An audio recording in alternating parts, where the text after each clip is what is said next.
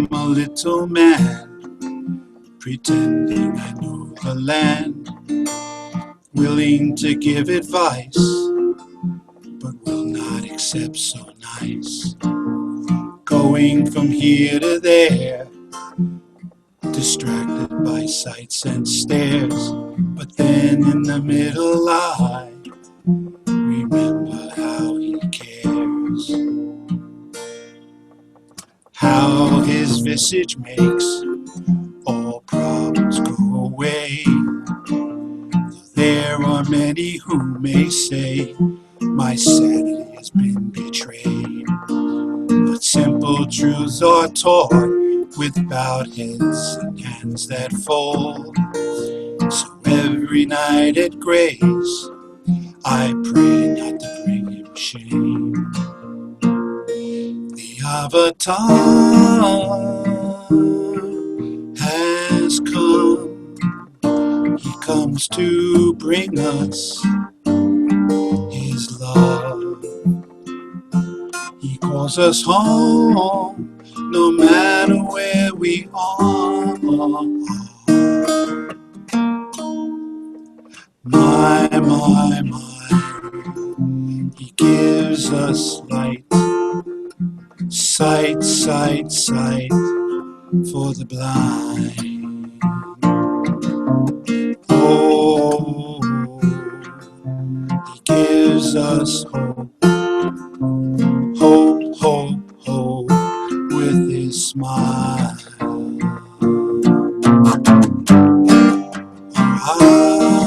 Avatar, you never fall. It keeps us where we are so far. Our hearts are lost like a ship of fools, with a tablecloth for a chart. How his visage makes all problems go away. There are many who may say my sanity has been betrayed, but simple truths are taught with bowed heads and hands that fall.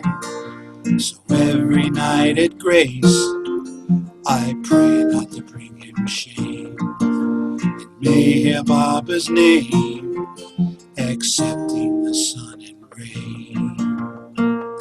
The Avatar has come. He comes to bring us his love. He calls us home, no matter where we are. My, he gives us sight, sight, sight, sight for the blind. Oh, he gives us hope, hope, hope, hope with a smile. My, he gives his sight, sight, sight, sight for the blind. Oh, he gives us hope, hope, hope, hope with his smile. Thank you, Ray. Avatar Meher Baba Ki Jai. Thank you. Thank you for asking. Yeah.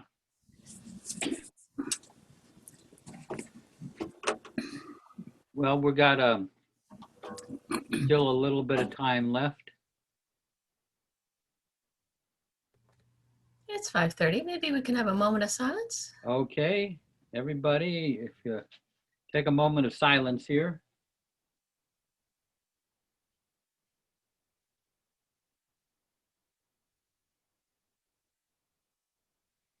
Jai Baba.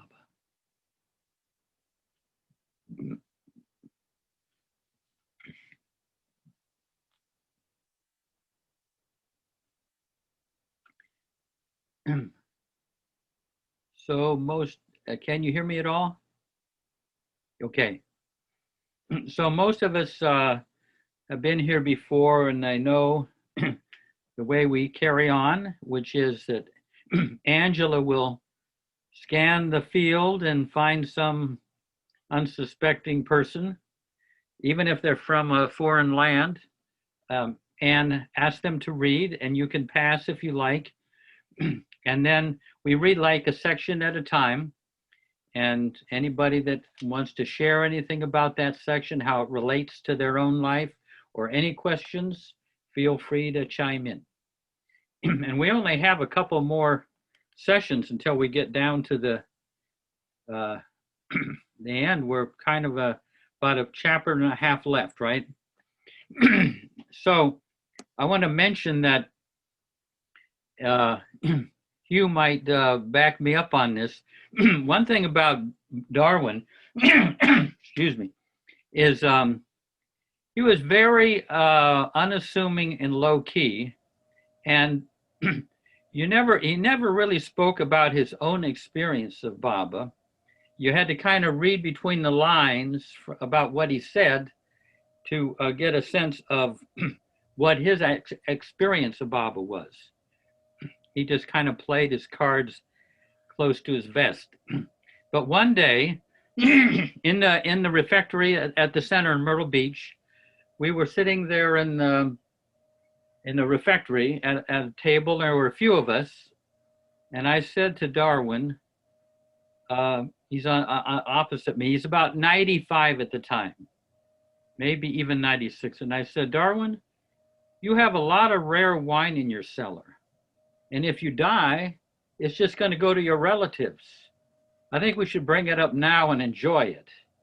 You've been with Baba for the last 70 years, focused on him, dedicated to him, year in and year out, day by day, moment to moment. What is your experience now? Basically, I was kind of saying, hey, what do you got to lose by spilling the beans? And he said, so this is what he said, and this comes in later in this chapter. He's taken himself out of it. But so Darwin said, you know, just as you breathe in and out all day, and you don't have to say, now it's time to inhale, now it's time to exhale, now it's time to inhale. Eventually, it happens automatically. And he said, eventually, life just unfolds. You're not trying to get things to go this way or that way. It all flows automatically. And so consciousness is freed up at the level of the world. It goes up to the level of the spirit and out to the far corners of the universe, and you live in and through everyone.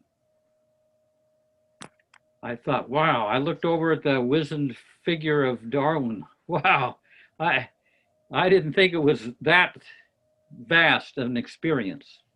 But that was a very rare admission of him. And we got him at age 90 as he was about to go out the door.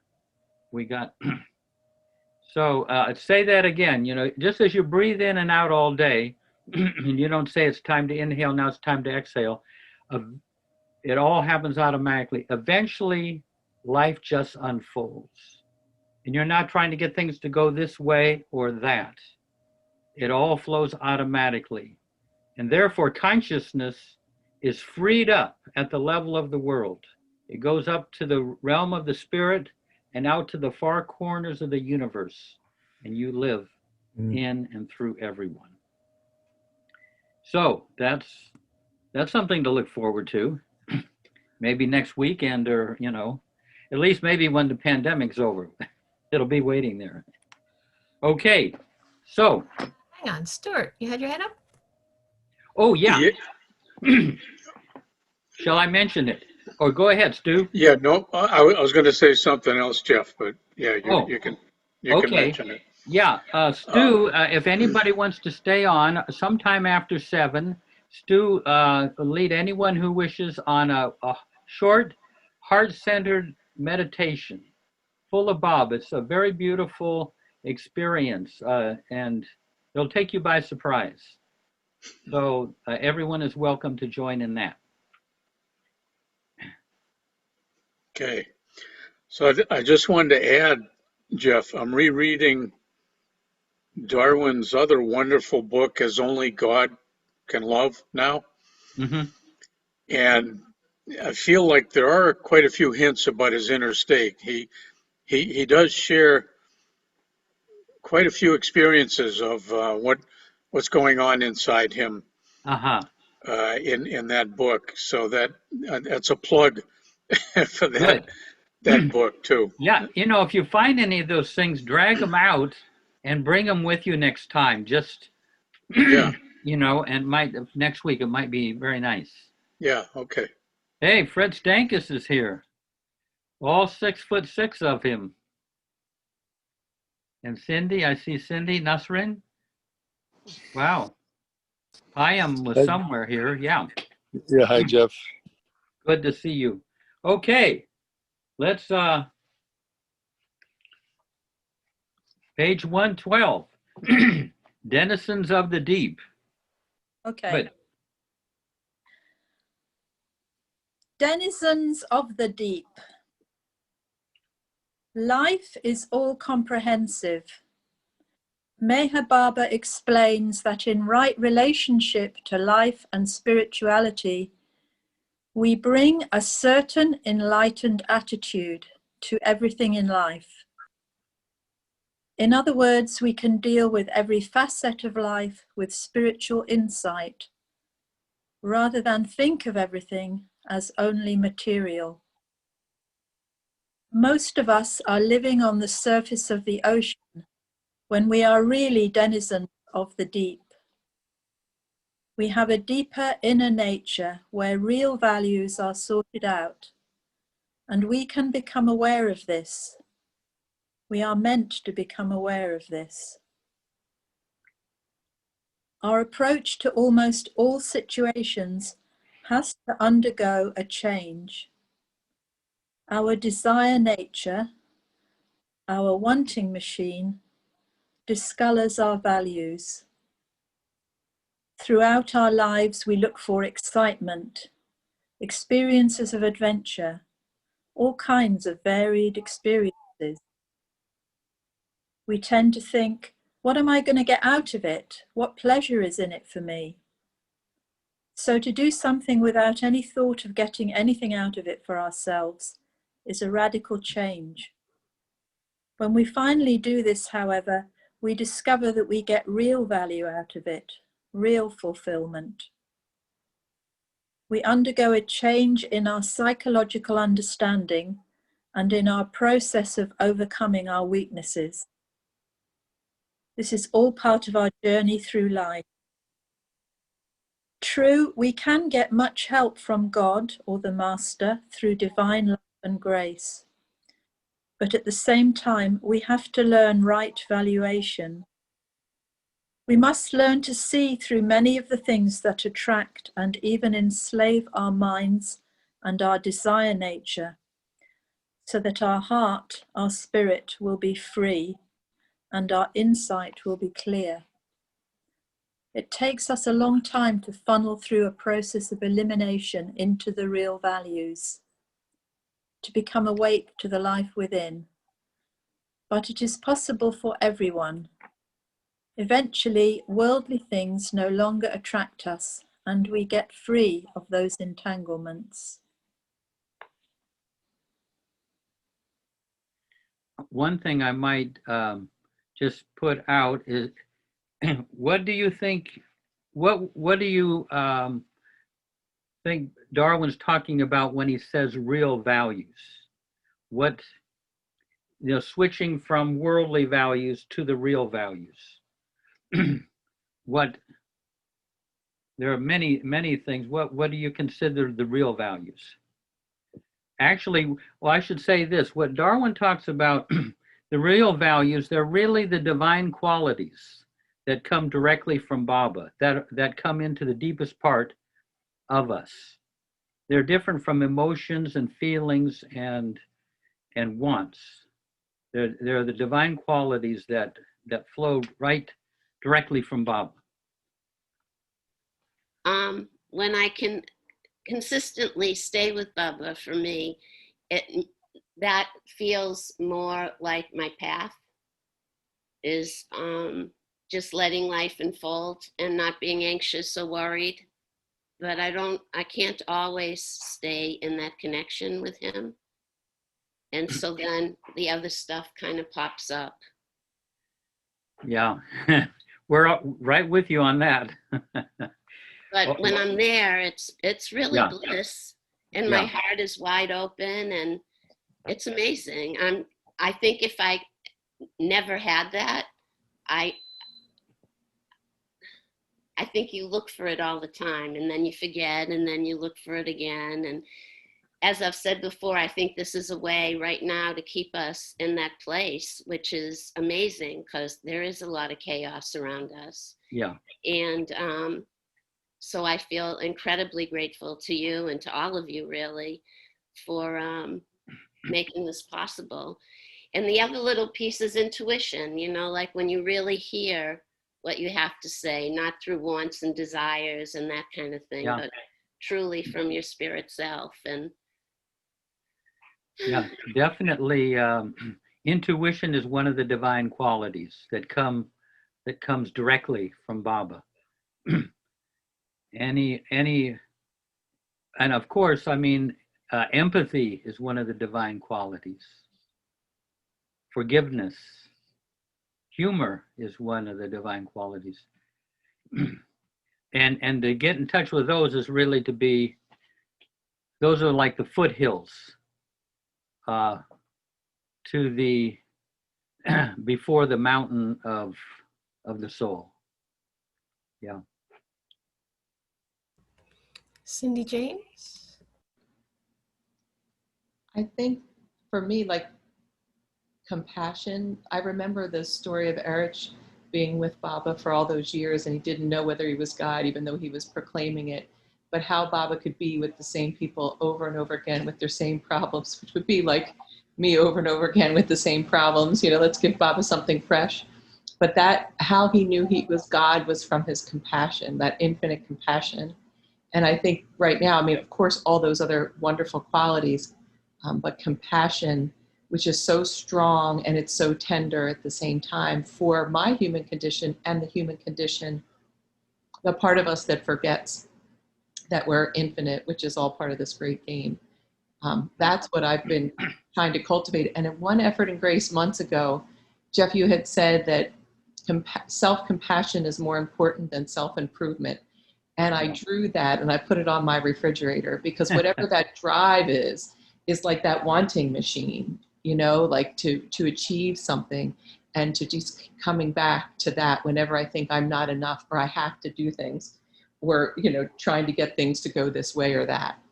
So compassion. Yeah. Beautiful. Yeah.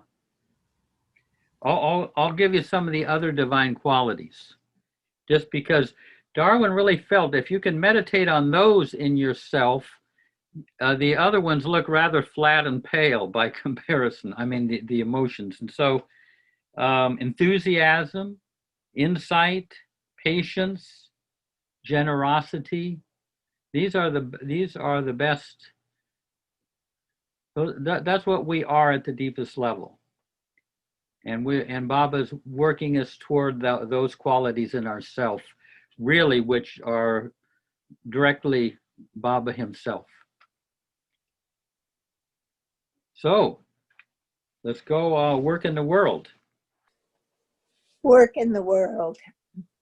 Meher Baba's discourses show us how to diminish ego consciousness and develop detachment. These are skills allowing us to be busy and efficient outwardly, yet free inwardly, retaining our spiritual consciousness and identity. We can be very active outwardly and very active inwardly at the same time. We put our thought level on our work in the world, yet keep our feelings on God within. I found, especially through the years when I was working, that I could keep my mind on my job, but my heart could still be free, and I could still be in contact with Baba within. I could feel close to him through the heart center. So I would think of him by feeling him. Just as we can learn how to juggle 3 oranges, so can we learn how to keep our heart open while putting our mind on our work. It is like being in love with someone. While working in the world, one's heart remains focused on one's beloved.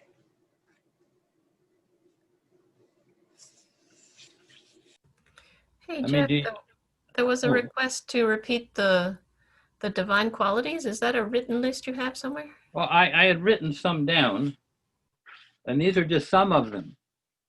The divine qualities: empathy or compassion, like Cindy said, to feel how someone else feels in themselves, not not as you feel they feel, but you get into them. Humor, patience, forgiveness, creativity, insight and intuition, enthusiasm. That was Kitty was big on the word enthusiasm. Enthusiasm comes from theo, meaning to be filled by God. Enthusiasm. Kindness, generosity. These are our, as Abraham Lincoln said, these are our better angels. And if we can live in that part of ourselves, like I feel Darwin did in the Mandali, you have a beautiful, full, rich, fulfilling life. Yeah. I'd like to make a comment on that Yeah. last sentence. While working in the world, one's heart remains focused on one's beloved. When I was studying Tai Chi, there was a repeated phrase that was kind of helpful, an image anyway, of that your mind can be in the dantian, that's a spot to meditate on, like a chicken minding its eggs. When a chicken is trying to hatch its eggs, it may get hungry and leave, but it always has one part of its mind still thinking, I've got to return to my eggs. It's a sweet image. Yeah. Yeah. Ramakrishna, the perfect master, gave that image of a turtle that's out in the water and the eggs are on the bank. And it always knows wherever it goes about those eggs that are on the bank. Yeah. I was all I don't know if I've said this before, but I was always impressed by Darwin, who was such a quality person, and you might even say charismatic and a great speaker and so centered in everything. And he could have risen to the top of Schenectady, the city of Schenectady. He could have gone and become a state representative or a senator, who knows?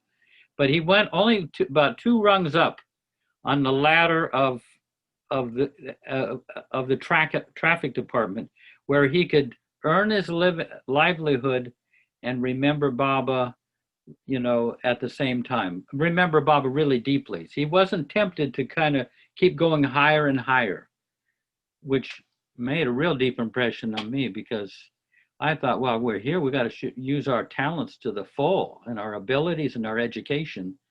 And he had the presence of mind and the detachment just to go as far as he as far as he could still keep Baba deeply in his heart while he worked. Okay. Stuart, go ahead.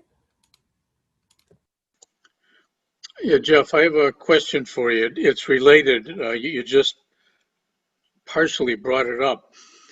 And I was thinking that even though Darwin talks about having your heart focused within and your mind can focus on your work, that the beauty of who he was must have spilled out into his work, and his daily activities, and you just mentioned that he was charismatic, and I would think that he must have been tremendously respected and enjoyed. I'm thinking especially in his work life, and even though he kept himself at a limited level there. But you have any response for that? I don't, maybe Hugh remembers, I don't know if he didn't say anything about his colleagues. As far as none of them were drawn to Baba, as far as I know. But Darwin worked at an inner level. He sent love, as I mentioned before. He would meditate on his close family and friends, and then he would go out into the neighborhood of Schenectady, and then he would go out to New York State, and then he would go to the East Coast. All very slowly, he would just spread that circle of love wider and wider. So he was more inwardly focused than a lot of people. That was he was more of a contemplative. But I'm just thinking that the beauty of who he was, I would think, must have kind of spilled out there, to say to those who could see it and feel it anyway. Yeah, I would say so, but we never heard from any of them. That was he was, yeah, they didn't come around to the Baba meetings or anything. We never did meet them. Yeah. And Ray, go ahead. I was just, my experience at work was that I was always sort of very reluctant to go higher than I was, because I just felt that was just going to be a whole other ball game, whole other set of values, and I just said, so I never aspired there. Yeah. Yeah, that's good. Yeah, wonderful. Baba helped with that. Yeah. Kept us from with that, extreme worldly ambition or whatever. Yeah. Yeah. I was reading the book, The Boys, about Esfandiar and the other two boys. And one of the things that Esfandiar mentions there is always keeping at the back of your mind that everything that you're doing is Baba's work. So if you're planting a tree, it is Baba's work that you're doing. It's Baba it's Baba telling you to plant the tree, and so on. So he said that if you do that constantly, he said that you will feel that inner love and connection with Baba. And I know Darwin probably didn't say that here, but I found that I tried that once or twice, and I really felt not only the enthusiasm, but also a detachment from the work. So basically, getting detached from the work, but not losing the interest in doing it. When you really feel and take it as Baba's work. Beautiful. Yeah, excellent.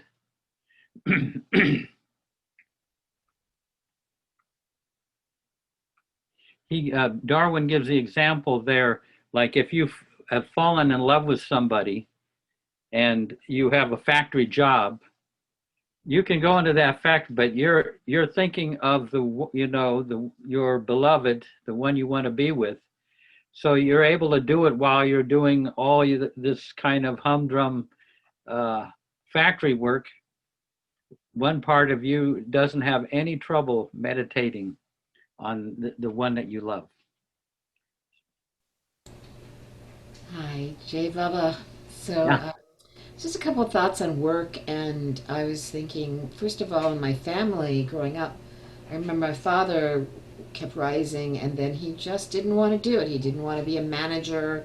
He was sort of a dreamer. He wasn't necessarily on a quote spiritual path, but I remember he chose, and somebody went above him and then was tormenting him because he was basically would have been his boss, and It's a long story, but that just made me a model, you know, as a young girl, to see that one could choose not just to rise, though he was very skilled and all that.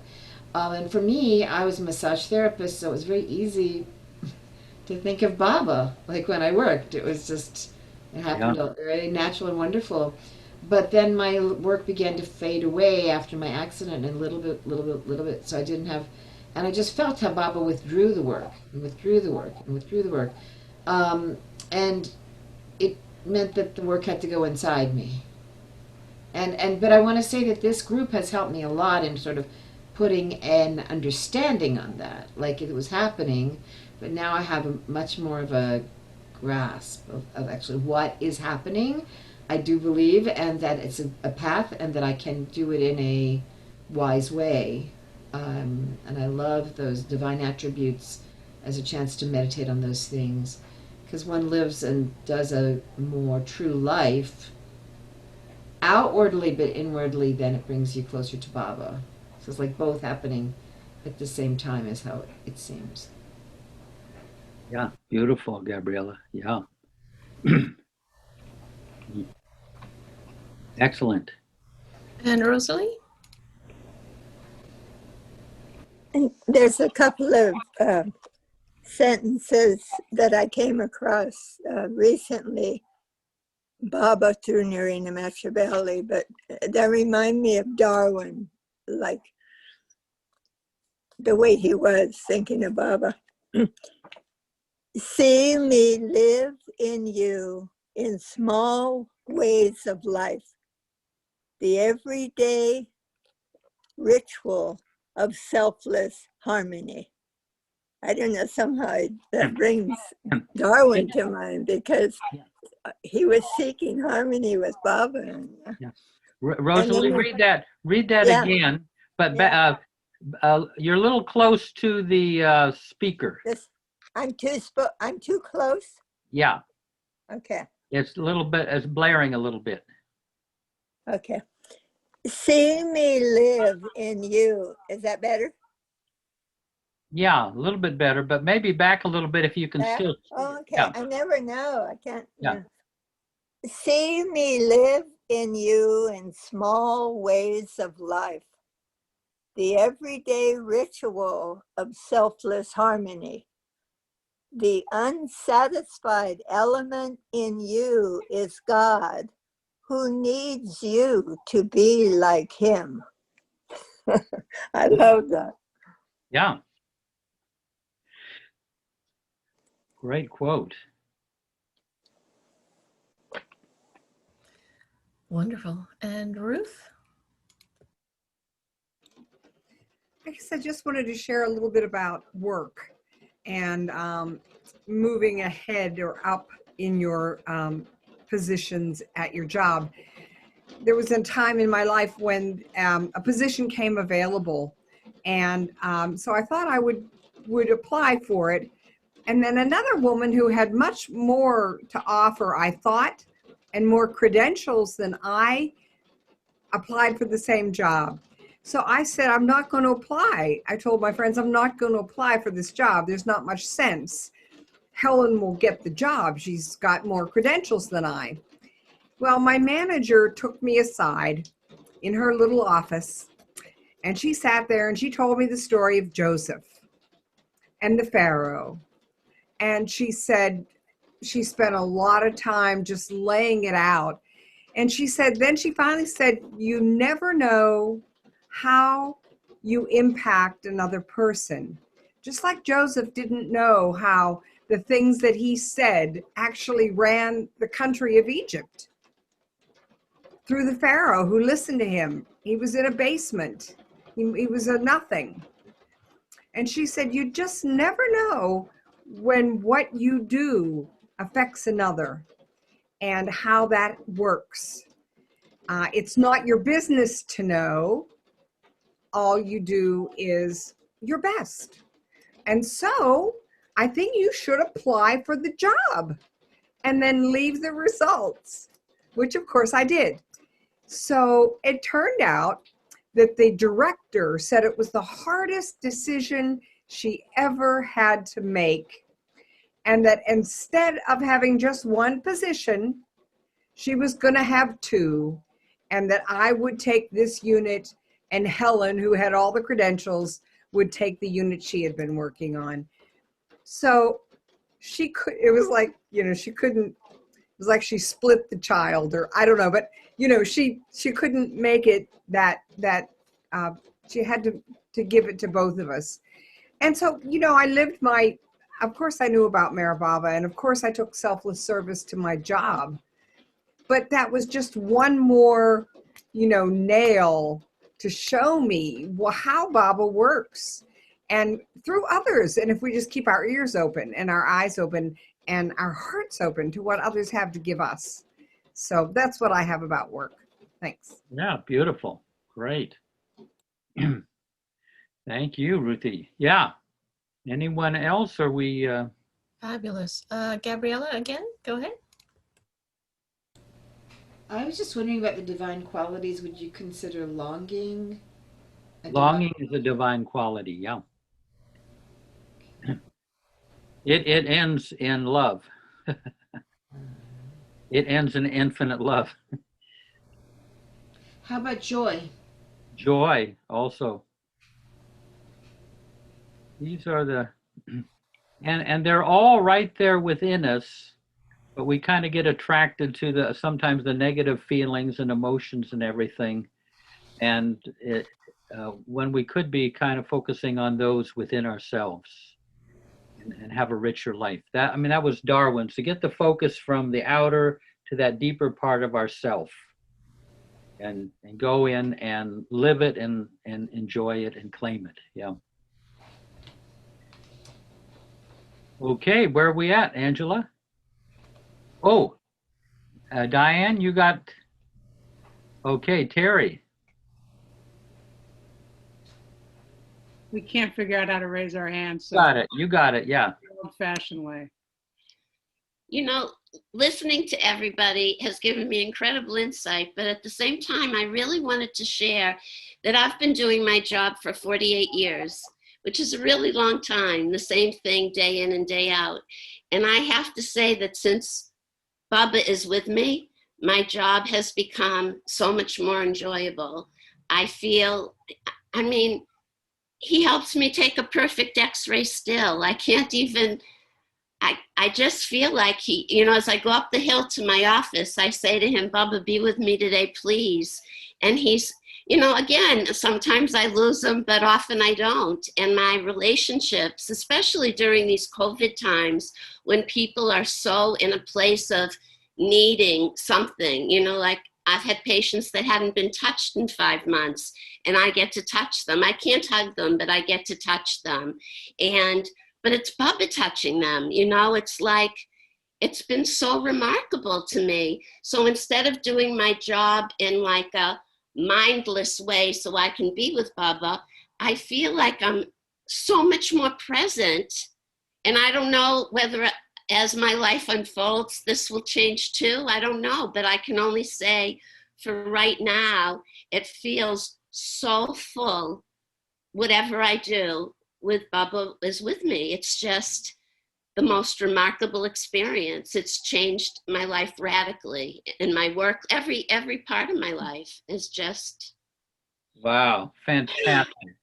So it's different, but it's still the same because he's with me all the time.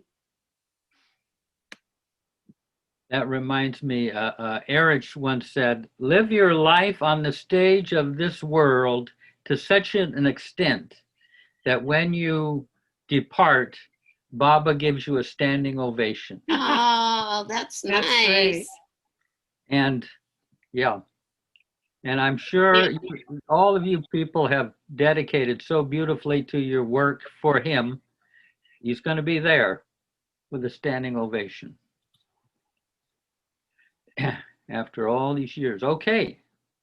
But I also wanted to say about the divine qualities that I love listening to them and thinking about, the ones that come, because I think we all have ones that sort of come more easily to us, and then other ones that are much more challenging. I like thinking about, like, I like having so many people in my life who, like, you know, other Baba lovers or friends or whatever, who are examples of the other ones that maybe are a little bit more challenging for me. Yeah. And that come more easily to them. And that's what I love too about, like, the stories that we have of the people who were close to Baba and the qualities, the divine qualities that they emanated, and then also like their sort of shortcomings and weaknesses that help you to realize that there's humanity too. So that's just what I wanted to say about that. Yeah. Beautiful. Beautiful. Yeah. So true. It's wonderful hearing these personal accounts. And I had what became a really active construction business in Massachusetts for many years. And Baba prompted me inside to try to move more and more toward being the best of me every day with what I was doing. And for me, that meant taking good care of people, being respectful, appreciative, hardworking, cheerful, deliberately cooperative. And it made the experience so much richer for me. I never worked harder in my life, but eventually I had subcontractors and customers saying to me, you should bottle and market what you're doing because nobody expects anything like this in the world of construction. But there really wasn't any other way that I could do it. And I really felt like Baba expanded me into that. Yeah. Beautiful. Yeah, Baba's doing such beautiful things in us and through us. Oh, Mayor Prasad.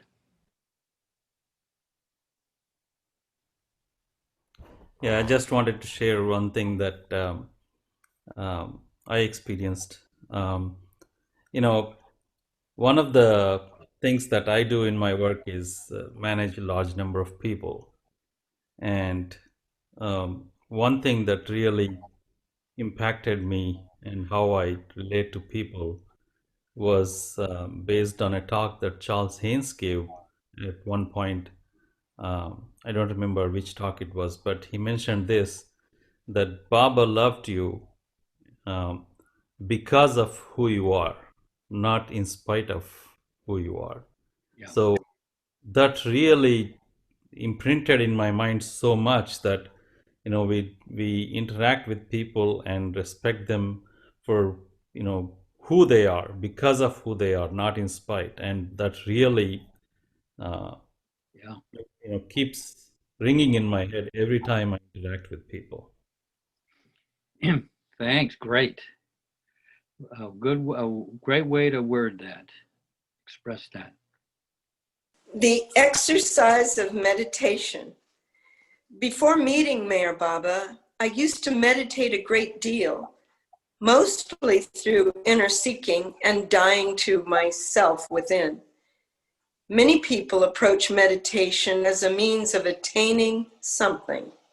For others, meditation itself can lead to a blissful state, but not union with God, because they empty the mind of everything, even an awareness of God. When we still the mind, we get bliss, but not God. So we have to keep our minds just active enough to keep our minds on God. One of the meditations Mayor Baba suggested was that we try to wake up Baba within and make him conscious of who he is and what he is within us. It is a curious thing that just thinking about him and tuning into him brings great light to one's inner consciousness. And with this comes a sense of inner security. Strive to realize the significance of Baba's omnipotence, omnipresence, and omniscience. If he really has all these qualities, what does that mean in relation to our spiritual unfoldment? Contemplating this can open up a great realm within each one of us, because if he is all these things, he is able to do miraculous things within us. Oh my.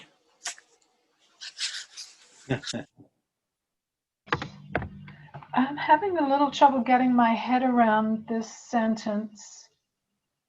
One of the meditations Meher Baba suggested was that we try to wake up Baba within and make him conscious of who he is and what he is within us.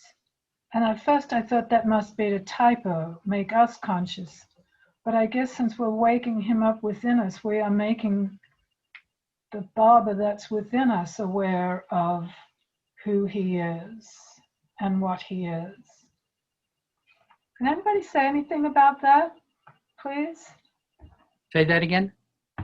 Well, can anybody say anything about that?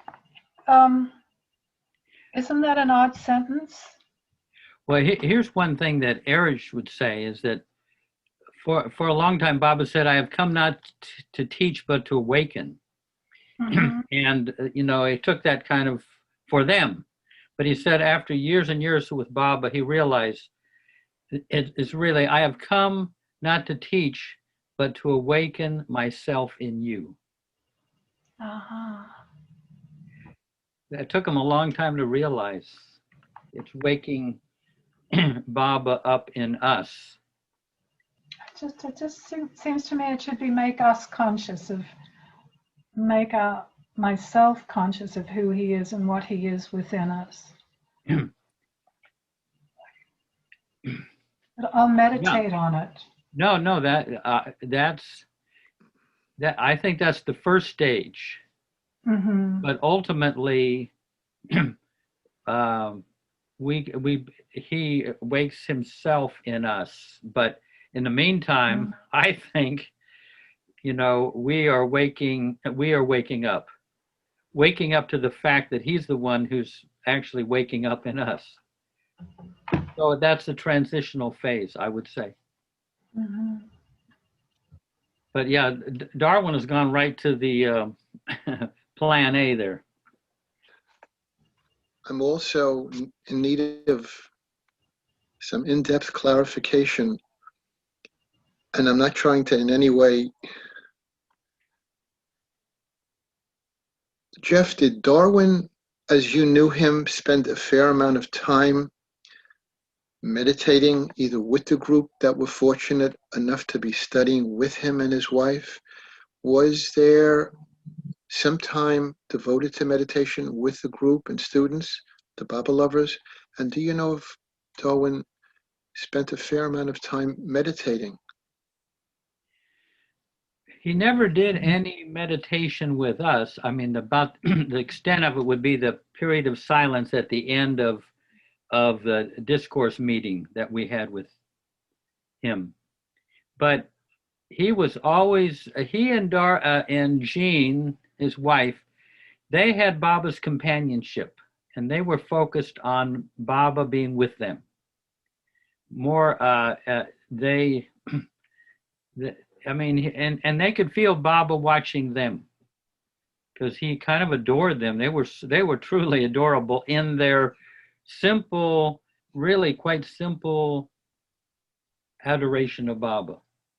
That everything was Baba, but not in any kind of organized way. They were already, it was all very spontaneous.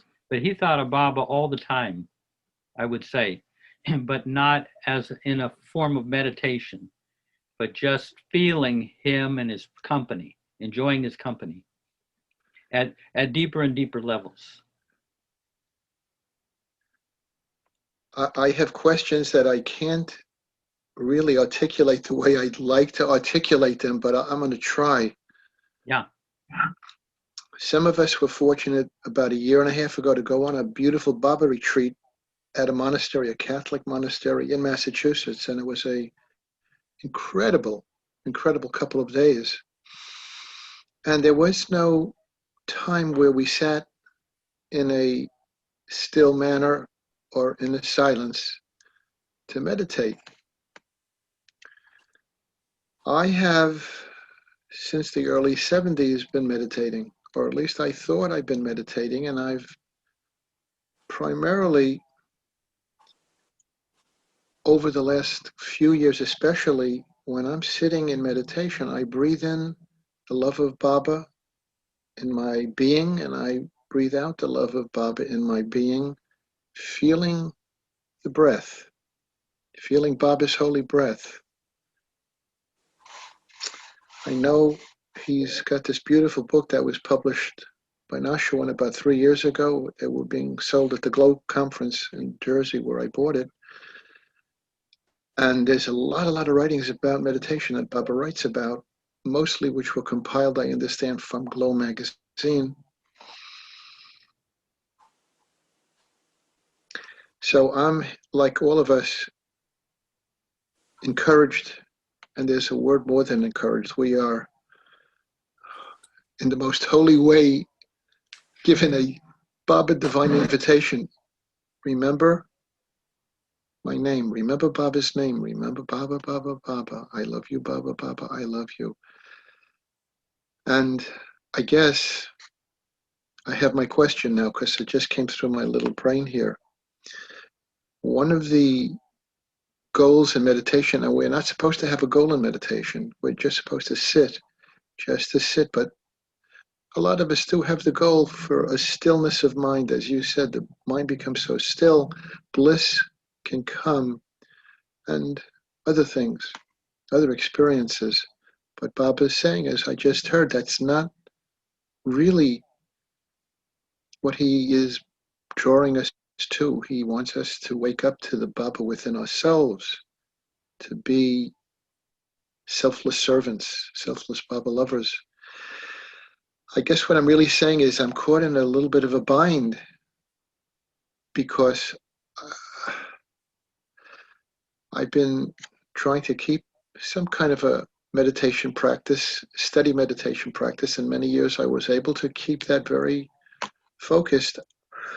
And now I'm, being encouraged just to remember Baba's name is love, and Baba's name is love, as we all know if we're fortunate enough to. And I think we all are in one way or the other. I certainly am blessed to feel Baba's love in his name deeply. But I guess I'm asking Jeff and Angela, you guys have been around a long time, and Ruth Appel, what does one do with my question to Jeff about the importance of any kind of daily meditation with some prayers? I mean, can you talk with me? I know it's a very personal question, but I don't know if I'm the only one who has it, and I would really appreciate whatever expanded, even if you're repeating to me what you said, because, the ego sometimes gets in the way of the truth. So if you could talk about that, I'd be grateful. Yeah. I mean, one thing I would say is Baba's up for anything. If you want to meditate on him, say you're in a city where there aren't any people that are devoted to Baba, but there is a Buddhist temple down the street, if Baba can accommodate any combination of things that keep your enthusiasm and alive. They keep you, enthusiastic about centering yourself and being, at the deepest part of yourself. And that some people, that can be meditation is what takes them to a deeper place. And someone else that might be working in their garden, say. So it's very adaptable. I mean, that's just my, but there are other people who also have, I think some people have had their hands up. Ray, go ahead. Yeah, what I've been doing since the COVID-19, And since the job started at 7 o'clock, I started doing that for 15 minutes, and I'm saying Baba's name, and it is incredible. You know, I would say Baba's name and this and that, but just doing, and that is a conscious. I get up at a certain time, I'm ready, and at 7 o'clock I start. I'm paying attention, and I'm being strict with myself that I've got to do this because it's important, and that's all. That's my effort, and the grace is, I guess, that I'm doing it, and it's just, and every day goes by a little bit more intense, and I'm not doing anything but just making the effort of doing that. He's doing everything else. So I think that in the meditation, that's a meditation, and it's doing what Baba said. We don't know. We don't know enough. We'll never know enough to know what he's going to do. So all we have to do is just do what he says in some way, and then he'll do the rest, because we don't know. We can't explain it. That's the way I look at it. Yeah. Thank you. Yeah, great, Ray. Yeah. Looks like Mayor Prasad. So I have this quote. It's a longer one, but I'll just read the short one paragraph of this. So I don't know if this will help you, Jeff, but this is a Baba quote and Baba's words. It goes, thinking is supposed by worldly people to be the process that leads only to manifestation of external force, which is displayed in a gross action. But such is not the case. Just as even a random thought can manifest force in the shape of a bodily action, meditation or deep and properly organized thinking produces a force of its own, which is very useful to the spiritual aspirant. The manifestation of such force produced through deep and methodical thinking may not become evident immediately or in a short time in every case, but meditation is bound to bear fruit in the long run. Beautiful. Good, excellent quote.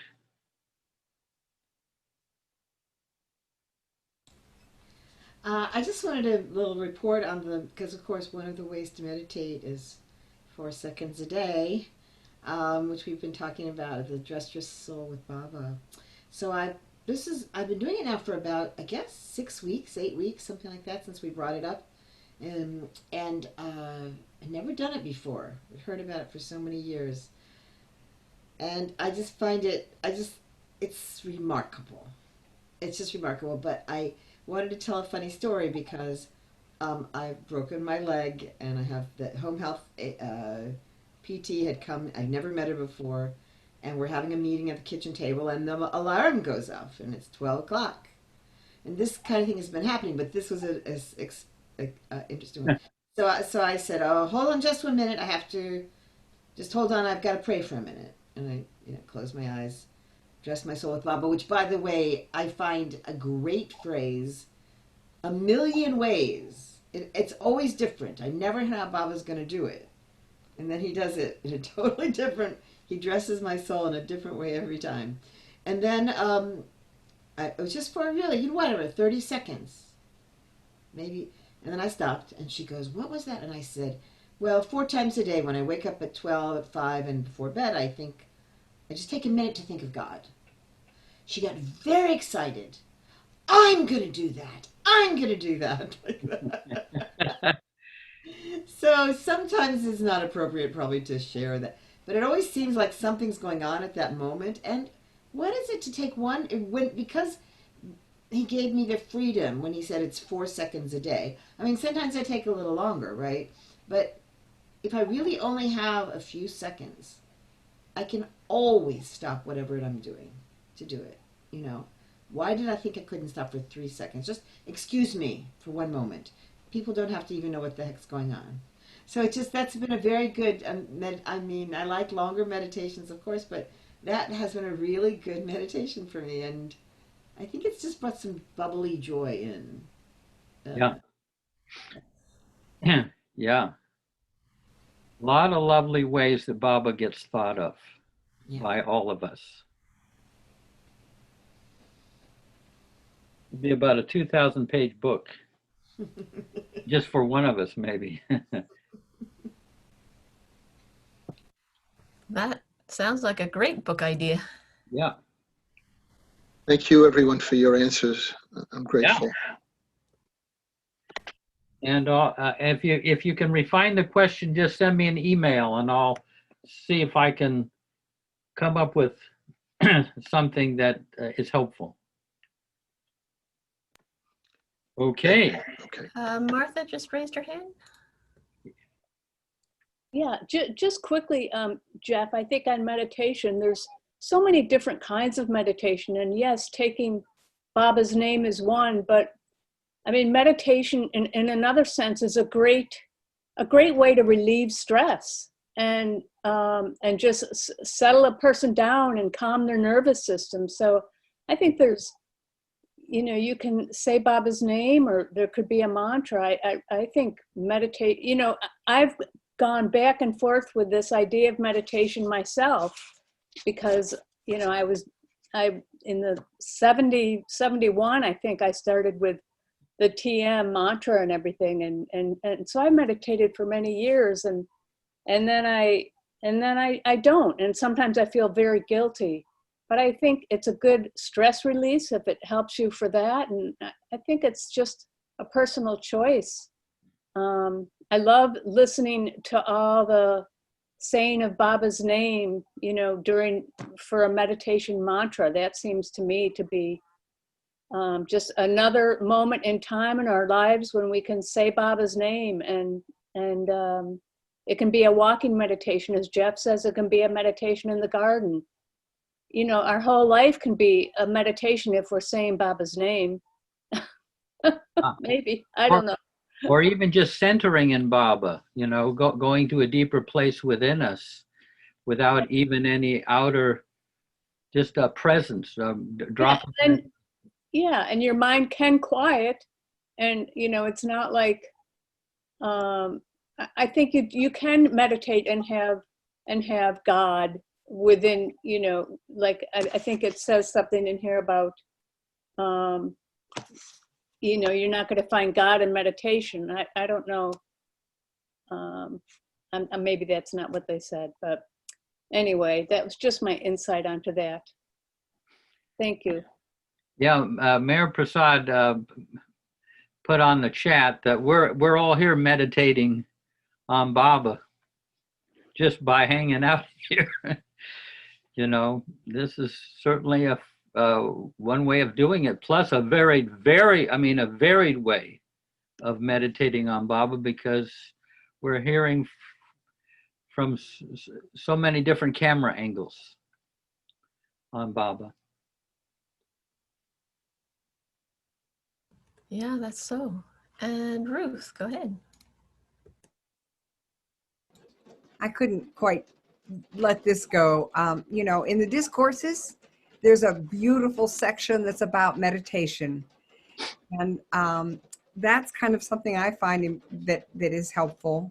And now that I'm talking about it, I'm going to dig out my discourses and start reading. But Baba says that there is a perfect meditation, or the best meditation. I can't recall exactly the word.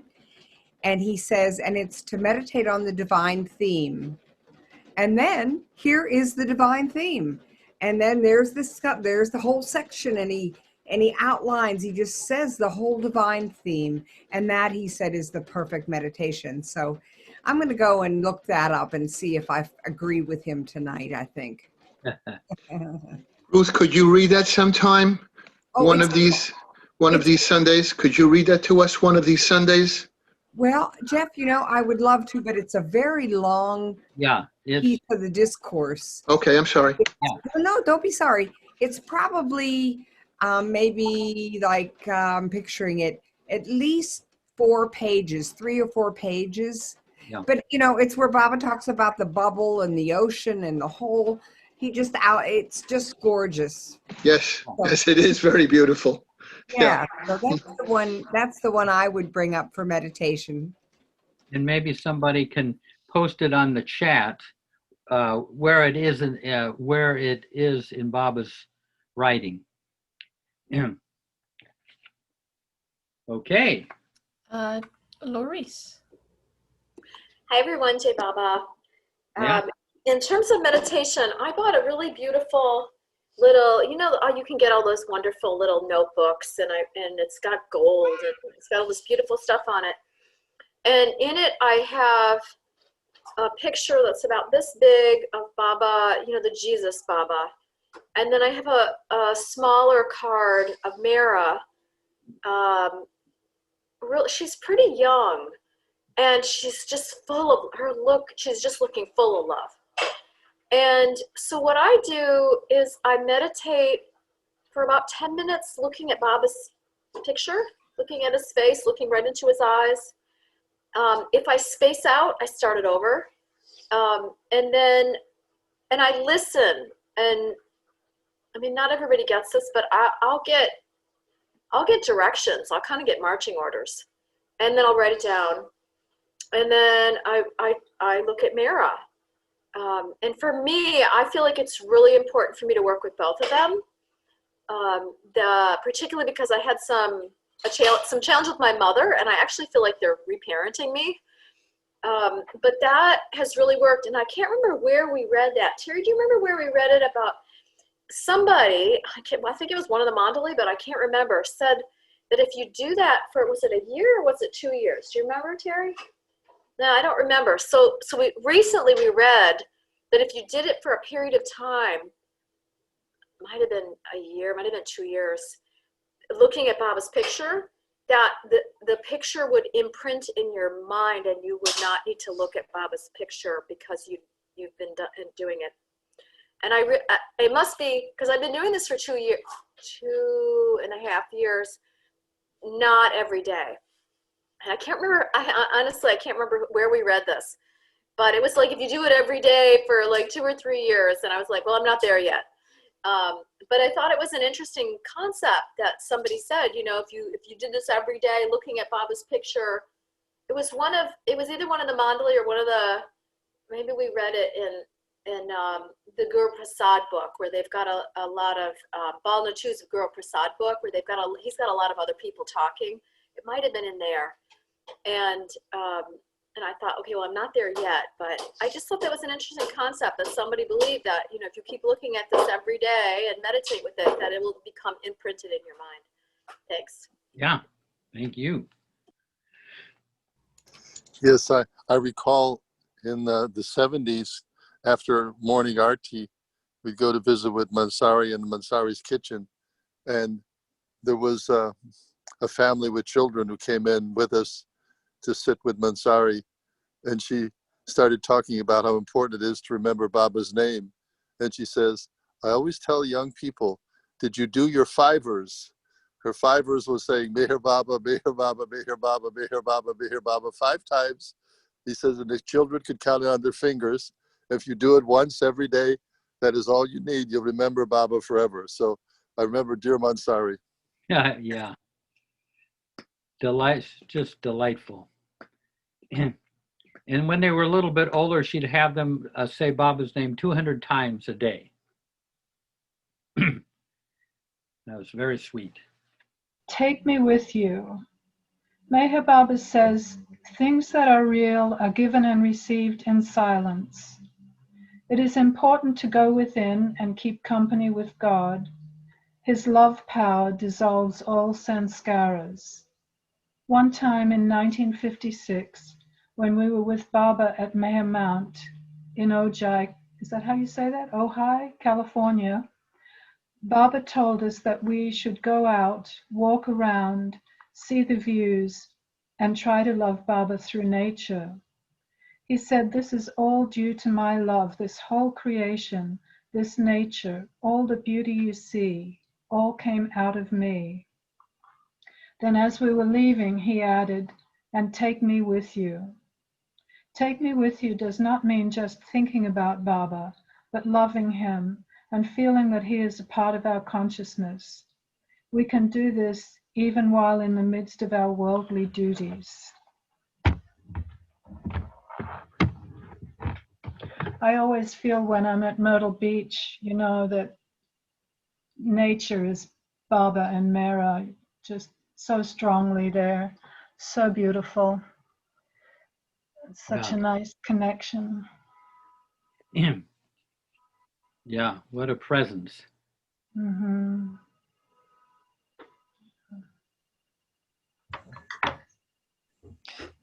Can I say something over here? Yeah. Yeah. Whenever I would see Jack Small in the kitchen, he would say, "Oh, look at every leaf that moves. Everything is Baba." And since I've been walking around here yesterday, the leaves started falling from the trees, these little locust leaves, and they were like gold. And when the wind blows, it's really true. Everything is Baba. And I kind of stopped painting because I said, I can't paint pictures like the things that Baba shows us, you know? It's like, and I think a lot of my identity was tied up in being a painter, and that was who I am. And now, you know, I just live every second, every moment. And like you said, yesterday's gone and tomorrow we don't know. And that's why this whole thing is so cool, because we're all here together and in the moment, you know? It's like, wow.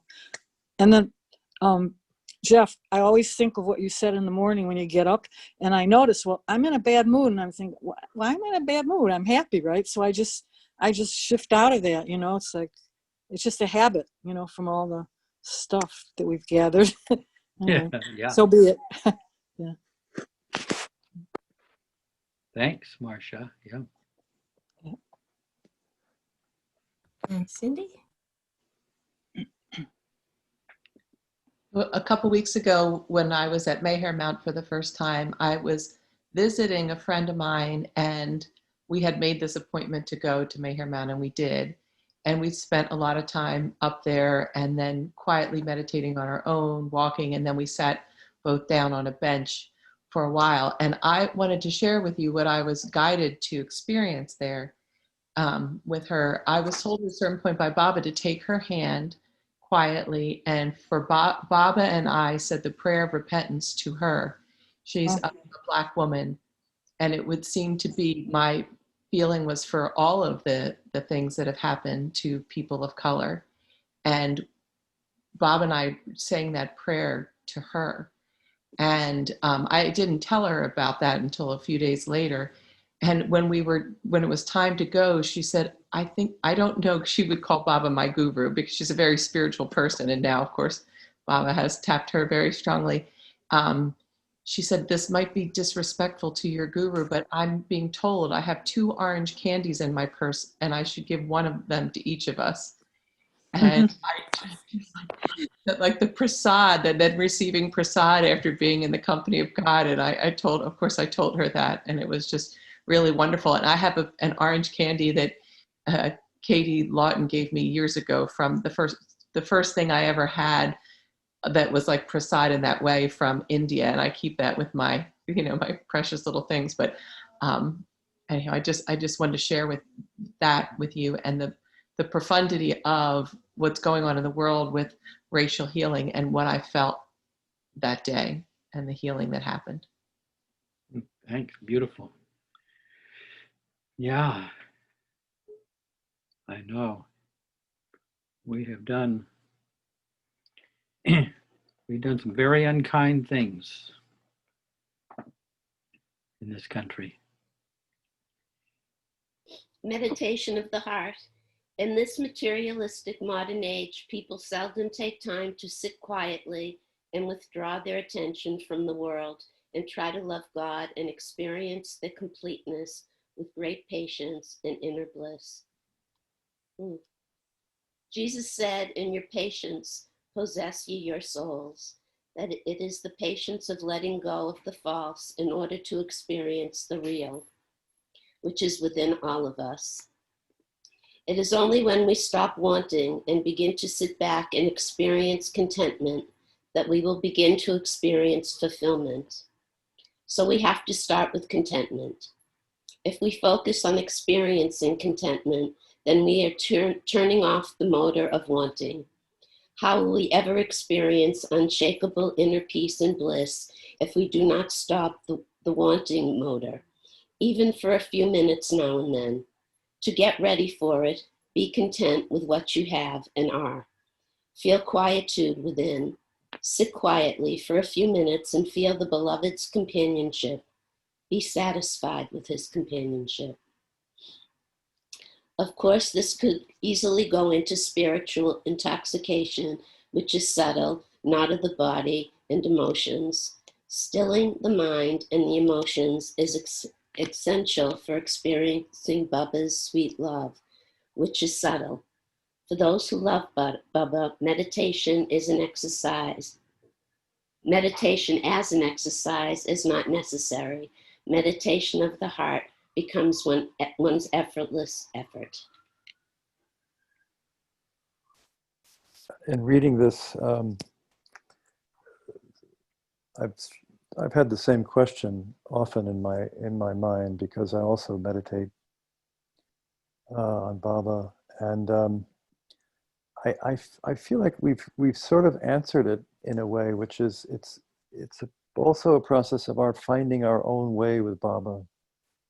And while Darwin here is saying it's not necessary, you may feel that it is for you in some way. I do. Helps me focus more, helps me stay more with Baba. So I continue to do it. So Yeah. I just wanted to share that with you. Yeah. I mean, I would say that Darwin meditated all the time. Uh-huh. But Right. I mean, he was 20, you know, when he wasn't sleeping, he was centering, focusing, deepening, all that. And not, even though it wasn't a particular type, but I mean, yeah, he was meditating all the time. And also one thing, Baba in the discourses, I believe, talks about meditation as being the foundation of concentration. So that's a Yeah, to still the mind. Yeah. And deepen, so a consciousness can go down into the heart more deeply. Yeah. Jai Baba. Yeah, Jai Baba.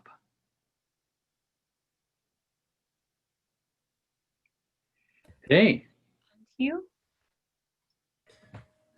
Earlier, Jeff had talked about Baba's companionship. That was one of the things he noticed about Darwin and Jean was that they felt his companionship, and I think that in this section of Effort and Grace, he brings that up, and I think to me that's one of the most important lessons I learned from Darwin was to keep Baba with us as our companion. Yeah. And it's fun, you know. I mean, it's a great camaraderie that you can enjoy if Baba isn't a judge. You know, you kind of give him some other attributes rather than being displeased with you as certain people make Jesus out to be. You know, or God. You know. Effortless life. We are much happier not chasing after wants. Through surrender of our desires, fancies, wild imagination, and ambition, we experience real fulfillment and contentment. Meher Baba says, when an individual is thus contented, he does not require any solution to problems, because the problems that confront worldly persons have disappeared. He has no problems. Therefore, he does not have to worry about their solutions. For him, the complexities of life do not exist, because his life becomes utterly simple in the state of desirelessness. We breathe all day, inhaling and exhaling, but we do not have to tell ourselves, now it's time to inhale, now it's time to exhale. Breathing happens automatically We do not have to think about it. Eventually, life itself becomes like that. We do not have to consciously decide to do this or that. Life just unfolds automatically. Consciousness is then freed up. It does not have to get caught up at the level of the outer life and confined to that level. Get free of the opposites. Do not go outside to fulfill desires. Work toward achieving a steady state of equanimity in your relationship with Baba, harmonious and attuned. He sustains us, and as we experience this through an inner state of companionship with him, we then experience some of his consciousness. When consciousness arises to the level of the spirit, it goes out to the far corners of the universe, and we live in it and through everyone and everything. We live, move, and have our being in God's being, while also keeping in mind that it is all part of God's imaginary creation. Underlying creation is oneness. All are one in spirit. Selflessness merges itself in selfness for all, merges into selfness for all. Boy, I'd sure like to be able to get there. I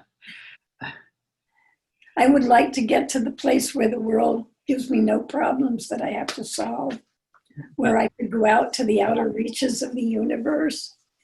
It sounds Babaful. You know, one of the last thing that Eric said to me, I didn't realize it at the time, but basically what he said to me is, Jeff, are you still having a problem with problems? There are going to be problems that don't have a, you know, but then there'll be going to be problemless times and periods, you know. So just deal with the problems as they come up. This is kind of what he was saying to me. Deal with the problems as they come up. But don't have a problem with the fact that there are problems, because life has got a lot of problems. You know, your electricity goes off or your plumbing goes kaput, and don't have a problem with that. Not that the problems disappear, it's just that we don't perceive them as problems, right? Yeah. His saying that, I haven't had a problem since in the way I used to. I don't have a problem with problems. I did have a serious problem with problems. Great. Yeah. Well, in the previous, and it's connected, of course, in the previous section, what really jumped out at me is the motor of wanting. And, you know, if we do not stop the wanting motor. So I guess that's like, it's churning round and round and round. And yeah, I mean, I think for many human beings that it's there, right? I mean, this is so he's saying, like, surrendering these desires, these ambitions, imaginations, and we experience real fulfillment and contentment. And I think probably for my take on it is that I don't think I would be able to surrender that without asking Baba for help on that, because of my sanskars and because of how I'm programmed as a human being. And that's not even to mention all the ask and it is given stuff and all this, you know, focusing your goals and you can change reality. I mean, I don't know. I can't even figure out all that, how that works in with this. But which is sort of an ambition, or what do you want? You know, you have to know what you want before you can get it, and blah blah blah. So this is really, it is a mindset change, like you were saying, Jeff, about just surrendering. I mean, I know I've been pretty much at peace this whole time of COVID-19, except I was really affected by George Floyd, and the raising of consciousness that has happened and has had to happen for many people. But otherwise, I've been pretty accepting of it, and I do credit that to my relationship with Baba, and me in community with all of you, and in the other Baba meetings, like the strength in communities, and this is a major part of it. So in some ways, I do have some equanimity about it, seeing the good. There's a long way I can go for it, and I think I'm running over. So thank you. Yeah, no. I know Darwin used to, I mean, he wasn't normally critical. I mean, this is not a critical comment, but he used to kind of say, people just don't seem to be so content, don't have much contentment these days, and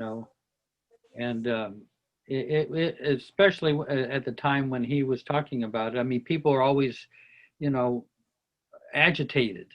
There just wasn't that contentment that he enjoyed in his era of American life. There's just so many options, so much to get, and so much to know, so much to investigate, so many gadgets, it's just, and he kind of saw it a little bit, it's like a little bit of overwhelming for someone who wants to just find a stillness within them.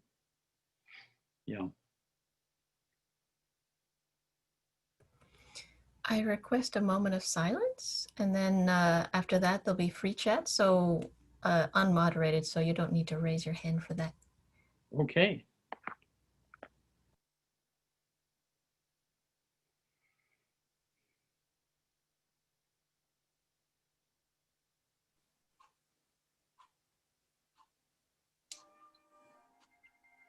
Jai Baba.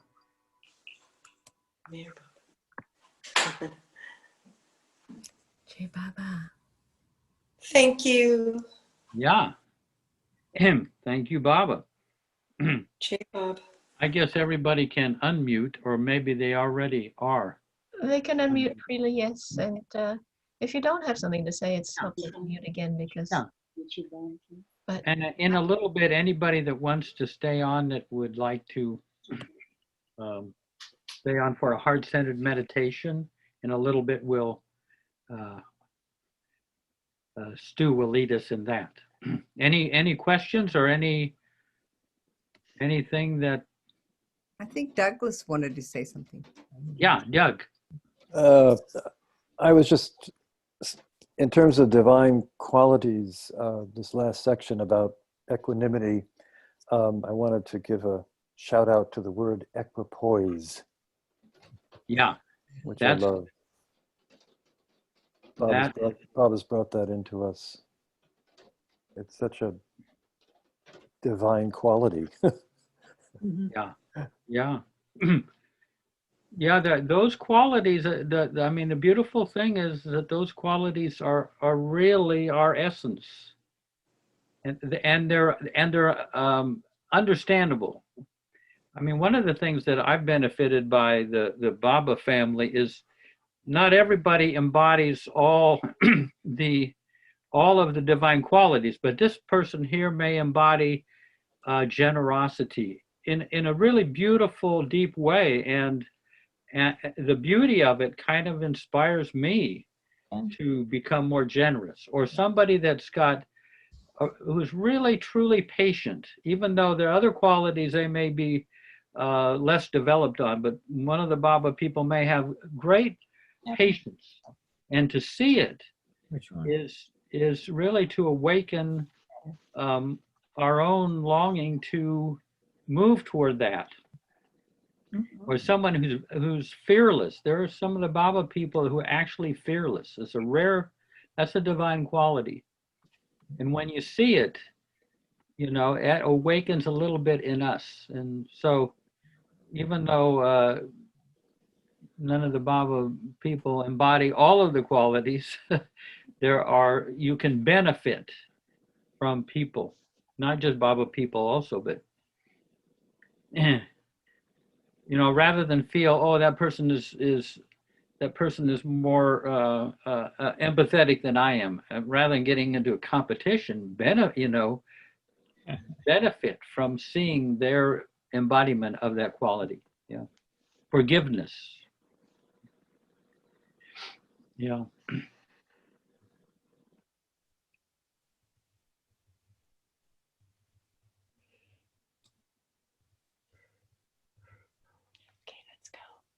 Any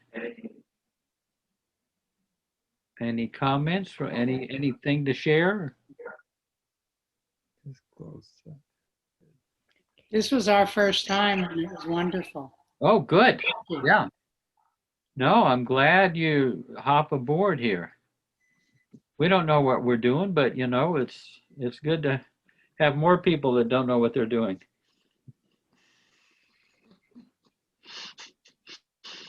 Hey, yeah, Prakash and Salaja.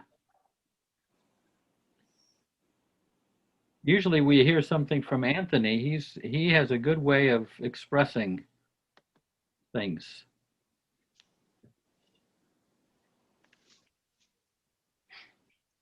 But anything else to share?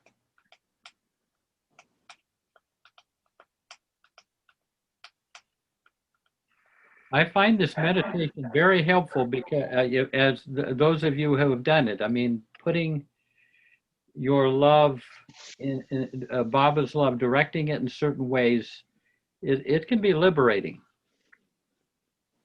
Very helpful. I agree. I'm so grateful for it. It feels like like a very powerful form of service by just being a conduit for Baba's love. And of course, it just rains all through me too. Yeah. Before we begin, let me mention one thing. We talked a lot about taking Baba's name, and I talked to Marwan about it. Not only does Baba's name kind of protect you from a lot of the heavier vibrations in the world, it also hollows you out, but also it's a form of service, a way of serving the world. You'd think, oh, you're just saying Baba's name. You don't know how far out it goes, how far reaching it goes, and whose heart that name goes into, So saying Baba's name is also a form of service. Yeah.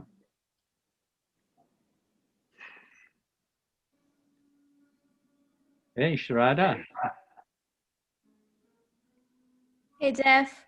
I Hey. just remembered something I read the other day that I wanted to share. And I found that it was very beautiful. I think it was a small story of Mansari with some of the women Mandali when she got really mad. And someone asked Baba, what does spirituality mean? And Baba quoted Hafiz's quote that goes something like, unless you go against your lower self, you cannot unite with your higher self. Yeah. And that was just beautiful. And then he gave a little discourse following that, explaining what the lower self meant. And that was really beautiful too. If you have time, I can read that out. I have that little blurb. Yeah. here. Yeah. Do you have it right there handy? Yeah, I do. Yeah. So it says, now what is the lower self? That which makes you think you are small. That which makes you feel that you're not satisfied, not happy. That which makes others see you as small. So the meaning of going against the lower self is to transform this in quite the opposite direction. Be that which makes you look big and makes others see you as big. Remain pleased and contented, happy and satisfied. When you are displeased, unhappy, or upset and moody, it is your lower self asserting itself. People always put the blame for their dissatisfaction and suffering on others. But the fact is, when one suffers, it is one's own fault. And then Mansari became excited. She was angry and suffered, and she laid it all. So basically, there was some story background behind that. She laid the blame on Elizabeth, Norina, and Lucky, apparently. But if she had gone beyond the lower self, she would have taken it calmly, swallowed it, and remained unaffected. If you are firm, nothing will upset you. If you try, you will surely have it. I do not want any repression, but I do want transformation. I never for one moment say that you must not get angry. Don't be confused. You must get angry when the occasion arises, but at once you must get it out of your head. If you're not hungry, to fast has no meaning. That was from Lord Meher, page 2143. Thanks, Shraddha. Excellent quote. Yeah, And someone mentioned divine qualities as equipoise, and I thought this was a yeah, beautiful yeah. example. Yeah. I did ask Darwin one time, what is the biggest mistake the Baba people are making? And he said they think of themselves as small and they remain small. Think big, think beyond even the traditional spiritual box. Yeah, that was how he, That was beautiful. yeah. Yeah. Hey, well, so shall we, anybody that wants to stay on, we'll go for, Stuart has a beautiful way of, let's go for it, Stu. Hey, Baba. And I guess we should mute ourselves.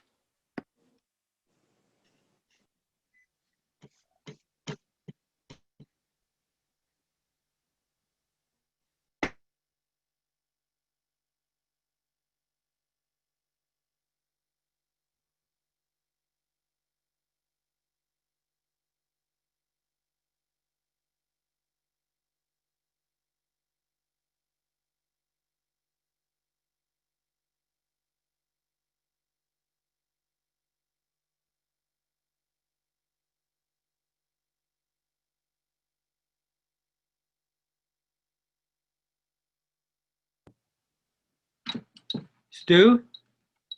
Can people hear Stu? No.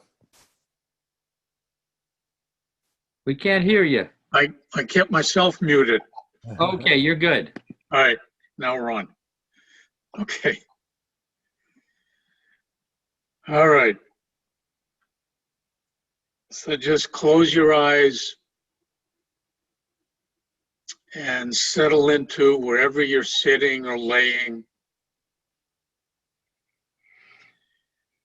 And we'll let the world slip away even a little more during the time we do this.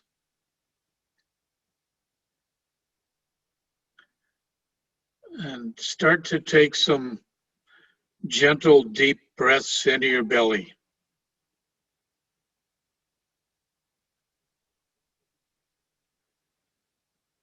And breathe into your relaxation as you do this.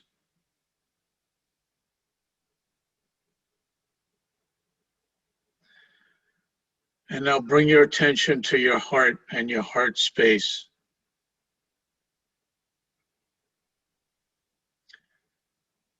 And notice whatever you might see or feel in there.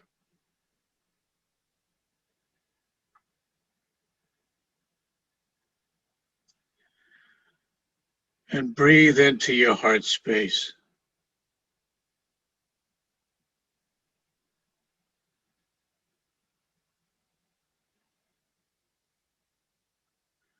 And this is the home within all of us of Meher Baba's infinite love.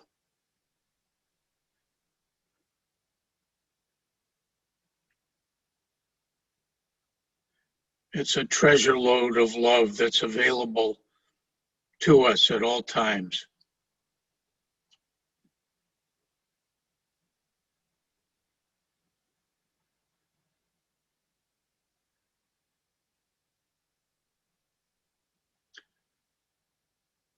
So breathe into that love, that source of love.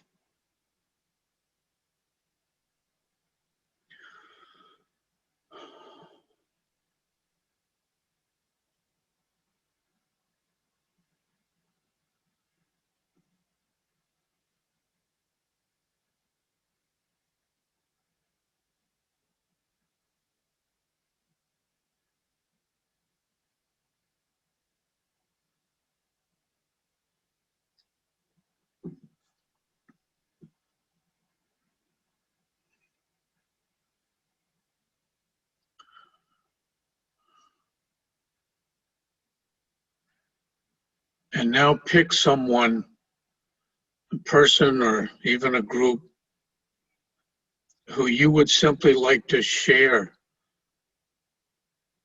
this infinite love with, Baba's infinite love.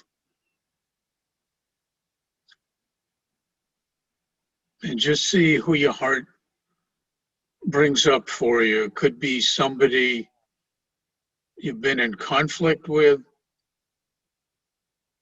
somebody you already have a lot of love for, maybe somebody you know is going through struggle. Just see who your heart brings up for you. And breathe in as you get an image of whoever this is.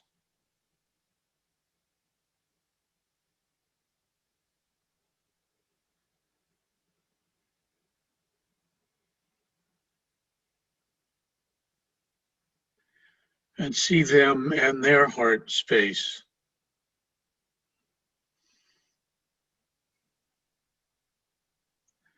And again, notice whatever you might feel or see as you do this.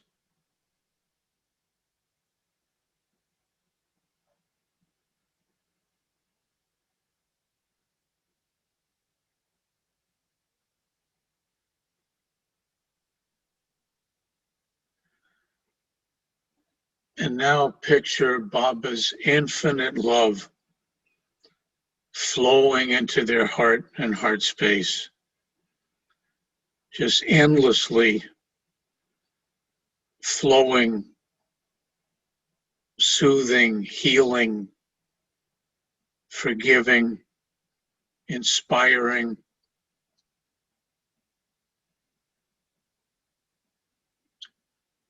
So I see this warm, liquid golden light, this delicious, warm, filling light.